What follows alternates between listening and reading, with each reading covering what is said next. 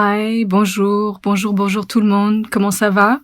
J'espère que ça va bien. I hope that everybody is in a good place today. Welcome to Ayeeyo, the podcast. This is the second episode of Ayeeyo, the podcast, and I am your host, Idil. For the people who did listen to the first episode in French, released a few days ago, I want to thank you. I want to thank you so much. This episode, first of all, cet épisode va être en anglais. Le premier épisode était en français. This episode will be in English. As promised, I will, go back and forth with the French-English. And Ayeeyo, the podcast, is a multilingual podcast. And that's the beauty of it. That's the richness of it. And, Black people speak many languages. French and English are colonial languages that are used especially in the diaspora, and I navigate in both languages and other African languages, of course. Et la beauté de pouvoir naviguer dans plusieurs langues, c'est qu'on peut communiquer avec différents publics, and that's what we'll be doing now for this episode in English. I want to start by thanking people for welcoming Ayeeyo and the first episode so warmly. I received, private messages, emails, different thoughts people shared with me after I released the first episode. And I have to say, I'm sure many of you, had projects, initiatives that you had in your mind, like ideas that you had in your mind. And while executing these ideas, you kind of were like, you were anxious to the idea of like putting the project out. And Ayeeyo was just that for me. It's a project that's so dear to my heart. And when I launched it, I did not think that I would have, so many people who would relate and be touched and be interested. And so I want to start this episode by saying thank you. Thank you to the people who are mostly Black women, I have to say, mostly Black women, African women, who, welcomed me so kindly, so generously, and who, hyped me in the process of all of this. I thank you so much. Like, this is to me, it was really heartwarming to get your feedback and to also understand that you appreciated the first episode really, truly. Now, one of the biggest challenge I had for the first episode was the sound. I promise you I'll do, I'll do better for each episode. I'm learning. This is, I think, I believe I said it in the first episode. I do not believe in perfection. Humanly, in projects, at work, I don't believe in perfection. I believe in effort and in quality. So we can only walk towards effort. We can only walk towards quality. And I promise you, I'll do my best. I'll do my very, very, very best. Now, this episode, the second episode, the title is The Superpowers of Black Single Mothers. The Superpowers of Black Single Mothers. For the people who did not listen to the first episode, I'll repeat a few things in English. As I said, my name is Idil. I am your host and the creator of Ayeeyo Podcast. Idil in the Somali language means what is complete, what needs no add-ons. It's a name that was given to me by my father, and I am, how could I say, very proud of that name, very proud of my cultural heritage. And you will sense it in Ayeeyo, the podcast. Ayeeyo means grandmother in the Somali language. It's a soft word. It's a gentle word. And it's a word on a personal level that reminds me of beautiful things. And so I called the podcast Ayeeyo, to remind me and to remind you of beautiful things. So, that said, the superpowers of Black single mothers. Obviously, I'll be talking about things that affected my life as the daughter of a Black Somali single mother that became an immigrant as she became a mother. And I will talk on a cultural and broader level on, the social realities that's, affecting Black single mothers, African single mothers every day. Black single mothers, first of all, I have to say, they have a special place in my heart. Not just because my mother is a Black African single mother, but because I have Black single mothers all around me, everywhere, at work, in my communities, when I go grocery shopping, I see them and feel them everywhere I go.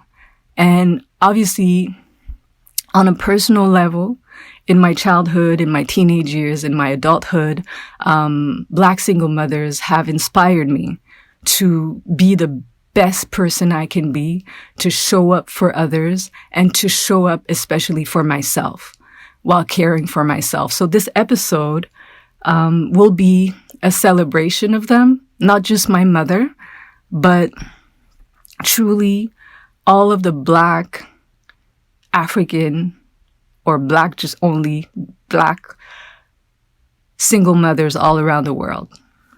So let's start, Let's start with my story, because I think it's so important to talk from a lived experience.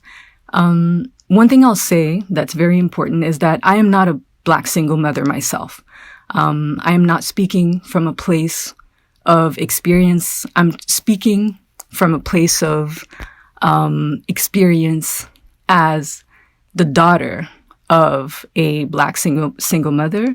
And the leadership, if I can say that, the leadership of my mother shaped me, shaped the human that I am today. And it's something that, as I'm launching this podcast, as both my grandmothers, my Ayeeyos, also ended up being Black African single mothers. My mother, as well, was one.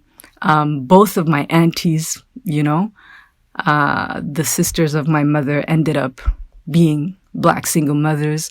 They're all around me. These women are all around me. And so it was not possible for me to not talk about single motherhood and Blackness.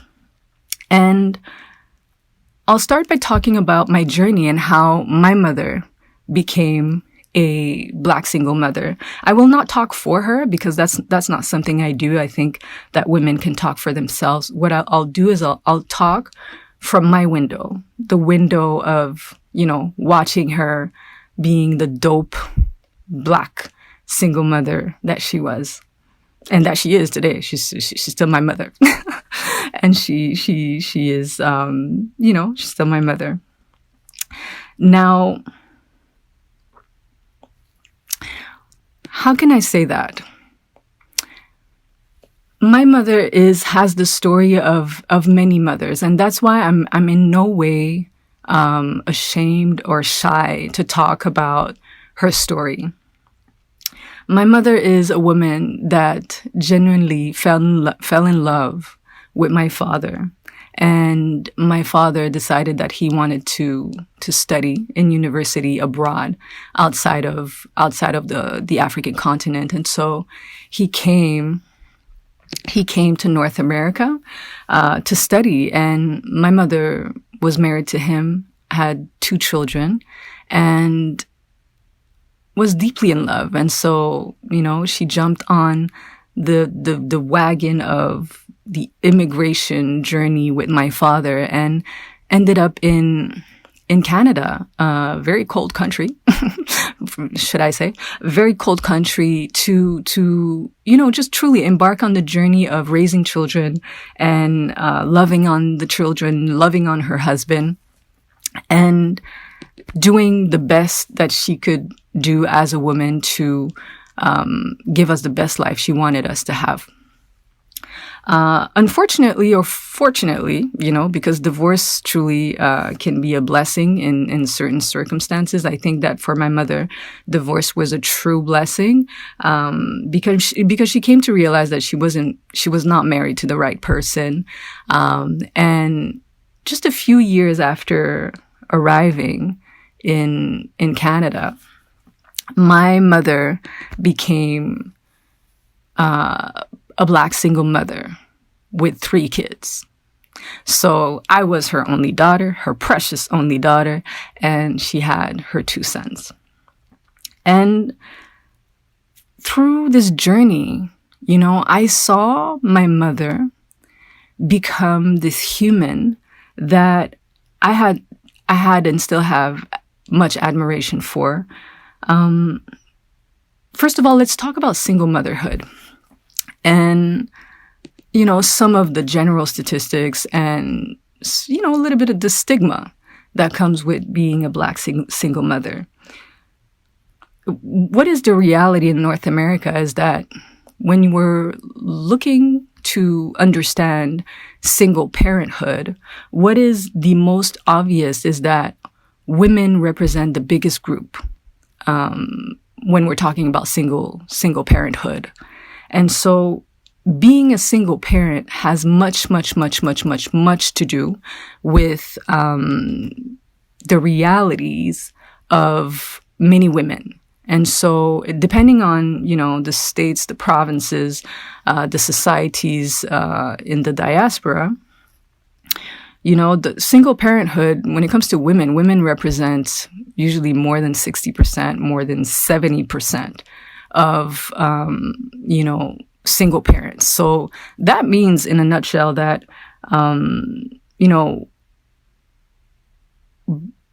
single parents are mostly women. And what that specifically means for Black women is a very special thing, and it's also a reality that can it comes with both sides of, let's say, a coin.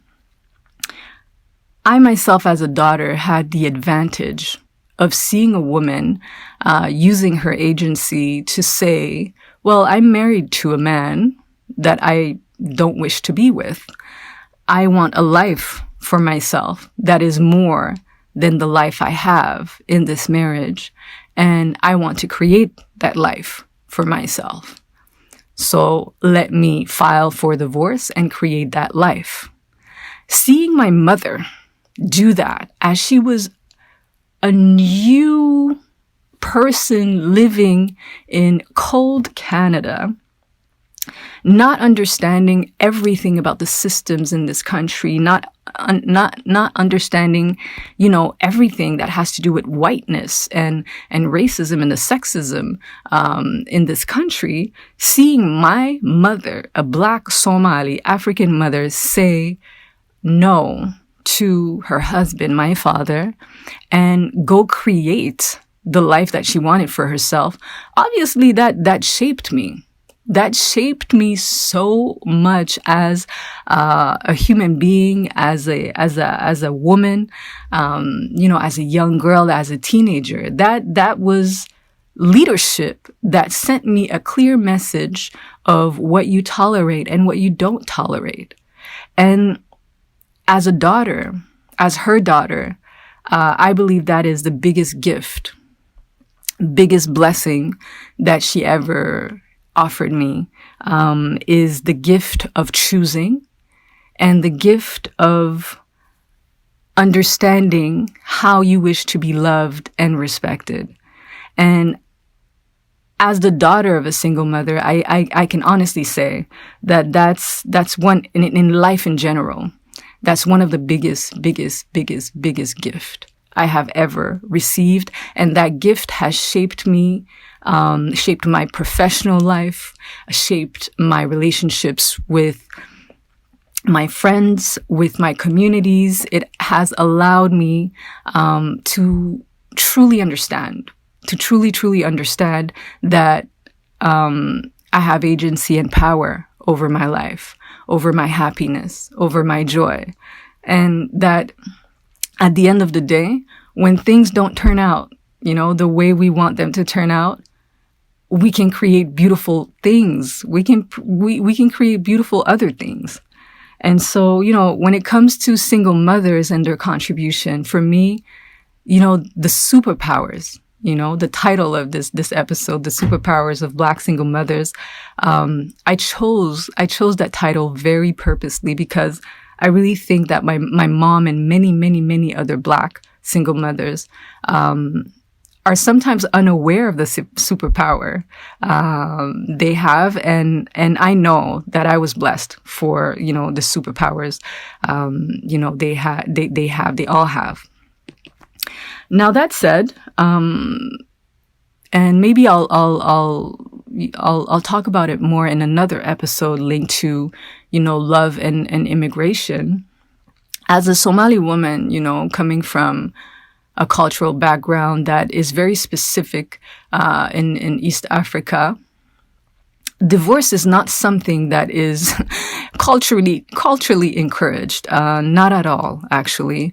And we all know as Somali people, as Somali women in our communities, that a woman that chooses to divorce her husband will mostly not get the support of lots of people in the process of making that decision for herself.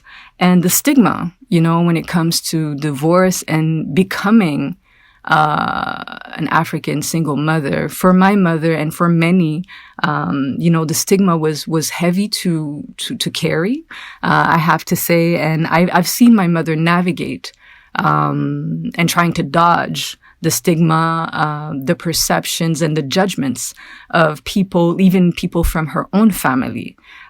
So I can say that, the influence that my mother had on me had much to do with her embodying the example of, if people are not happy with your personal, professional decisions, if people are not happy with your overall decisions, my dear daughter Idil, it is okay.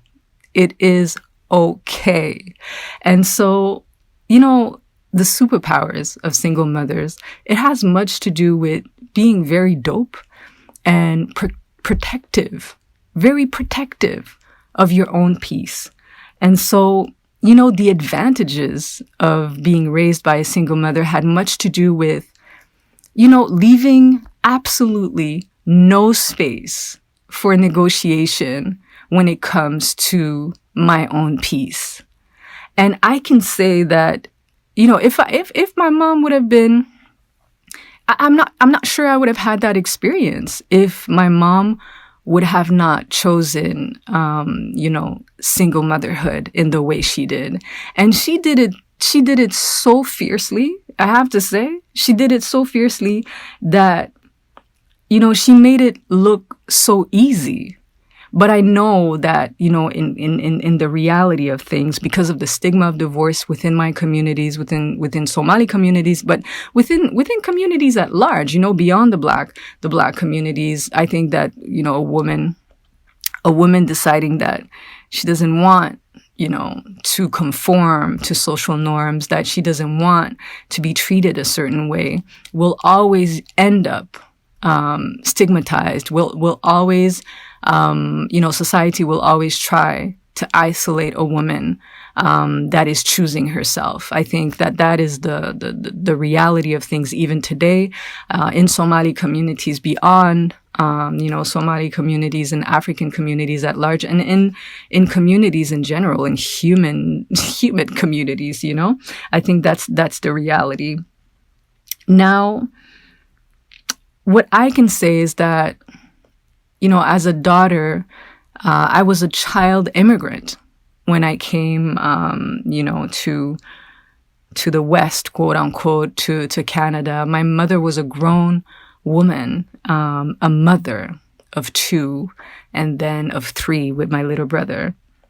that was born in Canada. And at the end, seeing her travel, and not just physically travel, but travel the journey, the personal journey, the journey of motherhood, seeing her, taking all of these risks and seeing her choosing herself every single time while loving on us, while protecting us, while trying to give us the example, was really an exercise that to me is linked to superpowers.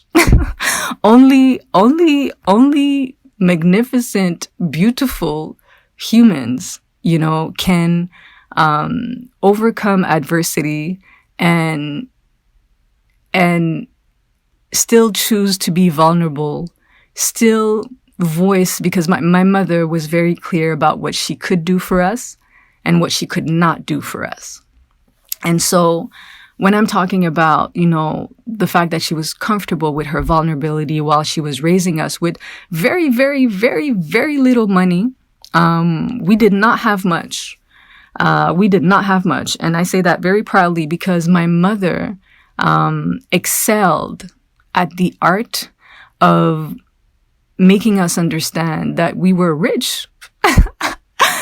We were rich. We were rich in the mind. We were rich in the soul. And so, when people, for me, this is very personal, but when people talk about single mothers as, people who don't have much, are always needy, always, clinging to people. My mother, with the little she has, the memory that I have of my childhood and my teenage years, she was walking with her head so high that I did not know that we were poor.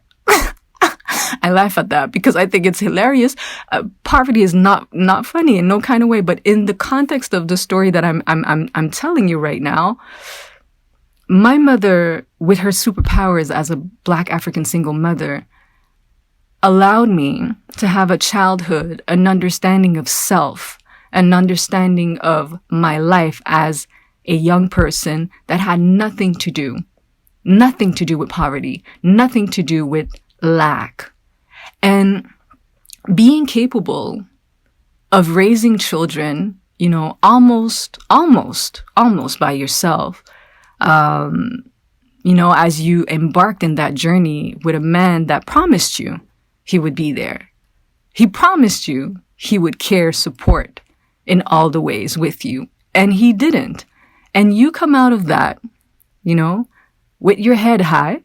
And when I say you, I'm talking about my mother and many other Black African or just Black African single mothers are coming out of that exercise with their head so high, with so much pride and so much dignity that at the end of the day, you can only wonder,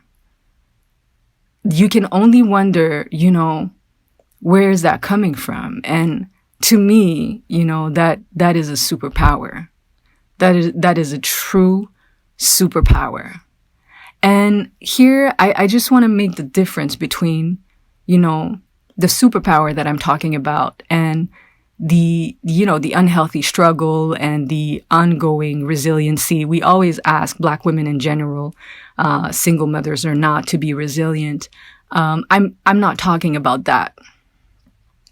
I'm talking about, going inside, finding your inner strength while understanding who you are, no matter what happens. And that's what I learned, from single mothers, Black single mothers. I learned to go inside, and I learned that being rich, being resourceful had first of all, to do with me, my person, my soul. And, you know, I will not hide that from you all that are, you know, listening to my podcast. I am a Somali Muslim Black woman.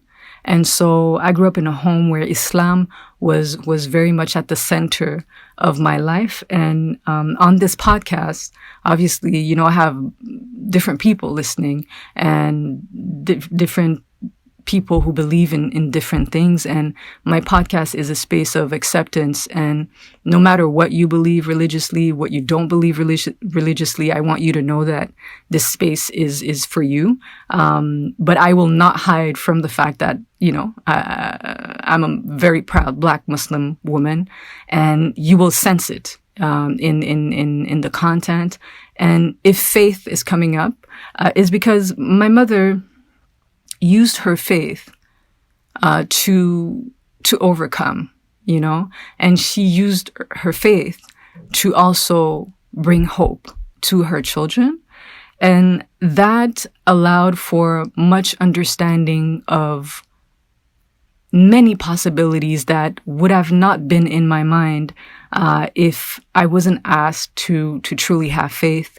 And that did help me in the context of being her daughter, and it did help her as a single mother that was trying to understand her new environment in this new cold country called Canada, that was trying to accept as well that the man that she loved dearly was choosing disrespect and was choosing abandonment of his children.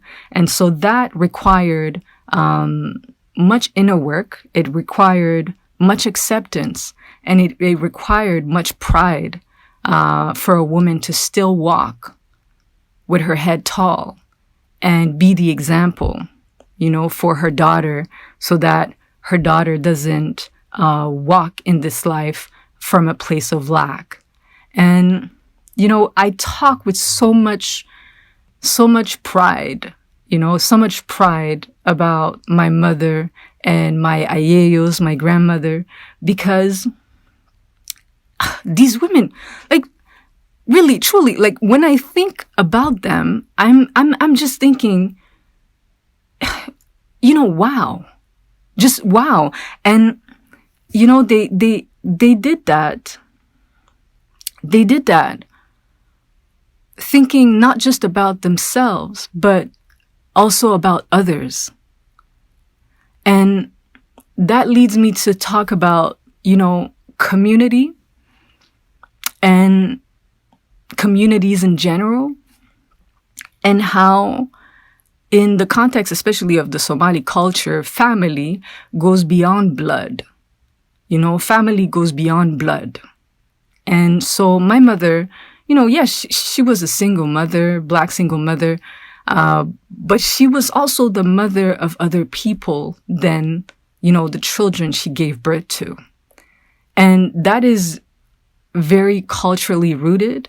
It's only, I would say, you know, in white cultures that, you know, family is understood as a biological thing. For most African people, our cultures, it really goes beyond the biological. It goes beyond the blood. We take care of one another. You know, family is rooted in community. You have brothers and sisters who are not truly your blood brothers and sisters. And it's not a concept that is rooted to, you know, biology, because culturally family is understood in a way more flexible and larger way. And when I talk about my mother and single motherhood, and for most Black people, you know, our mothers, you know, they have been the mother of other people as well. And so it goes beyond, you know, it goes beyond who they gave birth to. You know, it goes beyond. Even myself, I don't have children, and I can say I have raised a couple of souls, you know, and I care for young people around me, as if I was, you know, as if I was their mother. And that is very, very, very, very culturally rooted in the Somali culture, the beautiful Somali culture that is so loving and so caring and so rooted in sharing and taking care of one another. And so I'm very, very, very aware that, when it comes to Black cultures in general, we don't have much to learn from outside, unlike, the colonial ideas want us to think that we have to learn things from outside of Blackness. I think that, Black culture has created spaces, understandings, and perspectives that are really, really, really, really allowing for real sustainability. And I think that the embodiment of that has much to do with Black single mothers and the way they move, the way they love, the way they care. It's just for me, it will always be something I will talk about with much passion, because I know what Black single mothers have done for me. I grew up in a neighborhood where there was lots of Caribbean people. And many single mothers, in that neighborhood. And I can really, really, really remember how in that neighborhood, as I was growing up, as a child, as a teenager, when my mother was not around because she was so busy working and providing, if my mom was, if we were old enough, to be outside in the park and my mom would just watch us from the balcony, I wasn't just cared for, by my mother. I was also cared for by the Jamaican or Trini, single Black mother, walking around in the park, making sure that I was okay. And so, I know what Black single mothers have done for me. I know how much they have cared for others. And oftentimes when I hear, the discourse attached to negativity and Black mothers and how they care for their children and how they should be more responsible, I can't even relate to that discourse because that's not the experience I had, and that's not in reality truly what is happening. Black single mothers, Black African single mothers are doing the utmost. They have always been doing the utmost, and they are truly dear to my heart. And so that's why this episode, for me was so important. And, that doesn't mean that being raised by a Black single mother did not come with a certain level of insecurity. It did come with a certain level of insecurity. I'll give an example, something that stayed with me. That stayed with me. I remember every time we would step out of the house as a child, as a young teenager, my mom would do this thing that me and my brothers would truly hate with a passion. But today, as an adult, I understand why she was doing it. I understand that it was the insecurity of her making sure that she would have enough, to take care of us. Every time, and this is going to be, I think, a little bit funny, but every time we would step out of the house, she would rush us. She would tell us, Edil, let's go. We have to go. We're late.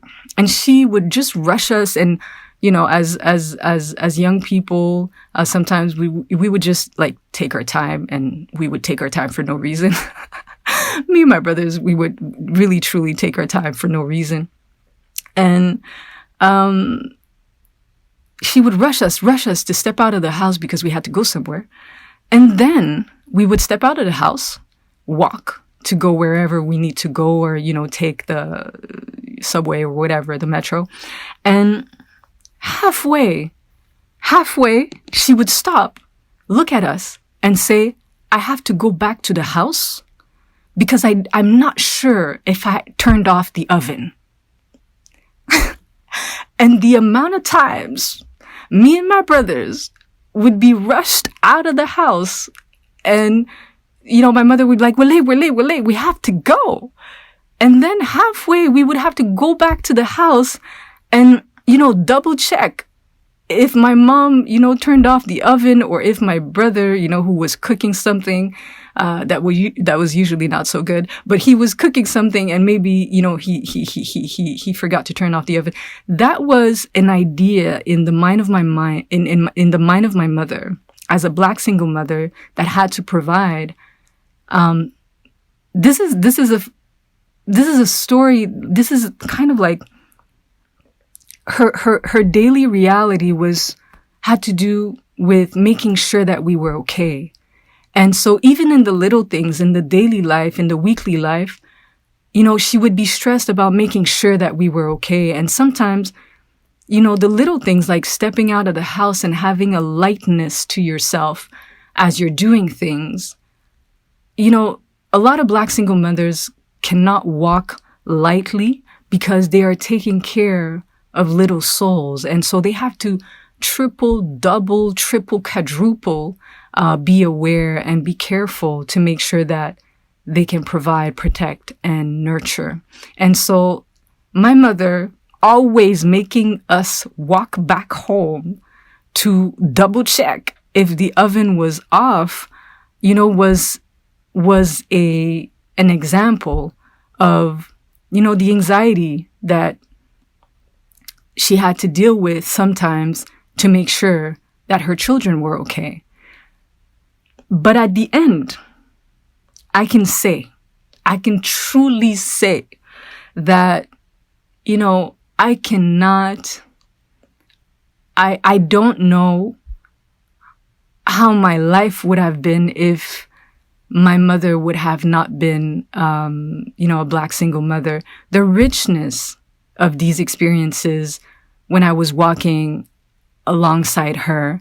And sometimes now that I'm an adult and I hear the stories of people and their family stories and everything. And, when your parents are divorced, especially in, African communities and Somali communities, there's a stigma that comes with that, even for the children. When people know that, oh, your parents are no longer together, there's kind of like an unsaid, some silence that has to do with poor you, little kid. And I had to deal with that energy all my life. But the thing is, truly, I was looking at like the other families, and for most of them, the ones who were still married, who were still together, they were dealing with things that I never had to deal with. My mom, I grew up with a human that did not negotiate her peace with no one, especially not another man. And that in itself, I, as a child and as a teenager, I did not understand why the stigma was on me as the daughter of a single mother, as I, had access to an experience as a child that was way more positive than, let's say, some of my cousins who were dealing with the back and forth with the parents who were still together but were not necessarily in a healthy relationship. I never was put in a situation where I had to be the witness of two people loving each other in an unhealthy way. I was the witness of, a Black woman being very dope, unapologetic about her peace. And obviously, yes, a few challenges here and there, but truly, the message were positive, were clear, and were healthy for me, as a young Black daughter that became after, a big adult. So, I think we're reaching the end of this episode, and I really, really, really hope that, me sharing my vulnerability, me sharing my story, me making that story, also be a sociological story, because truly, like this, I hope you understand that this is not just about me, my mother, my family, but this goes beyond. Single mothers are, Black single mothers are everywhere. And I hope so. I really hope that after listening to this episode, you'll extend some love, admiration, compassion.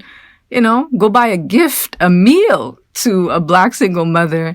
Go tell her, how beautiful, magnificent, and how much you recognize the beauty and the superpowers they have, because truly, they have real superpowers that are benefiting communities every day, that are benefiting especially the youth.